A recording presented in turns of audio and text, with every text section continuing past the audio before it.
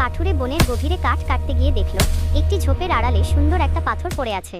পাথরটা দেখতে হুবহু একটা ছোট্ট বাচ্চার হাতের মতো, ধবধবে সাদা আর মসৃণ। মায়া হলো তার, ভাবল এমন সুন্দর জিনিসটা জঙ্গলে পড়ে থেকে নষ্ট হবে কেন। সে ওটাকে পকেটে করে বাড়ি নিয়ে এল।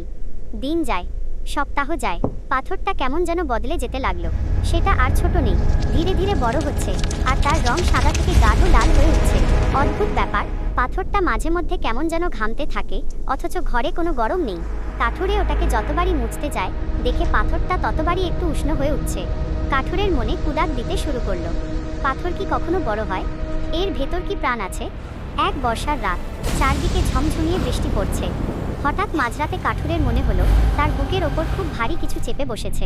দম বন্ধ হয়ে আসছে তার। চোখ মেলে দেখল সেই পাথরটা এখন আর পাথর নেই, সেটা একটা বিশাল অমানবিক আকৃতির ছায়া হয়ে তার ওপর ঝুঁকে আছে। পাথর থেকে বের হওয়া অজস্র সরু সুতোর মতো শিকড় কাঠুরের শরীরের রক্ত শুষে নিচ্ছে। চিৎকার করার শক্তিটুকুও সে পেল না।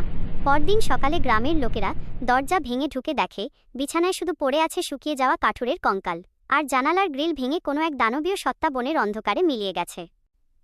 শিক্ষা, যা সুন্দর তা নিরাপদ নয়। বাইরের সৌন্দর্য দেখে অজানা কিছুকে আপন করার আগে তার আসল রূপ জেনে নেওয়া জরুরি।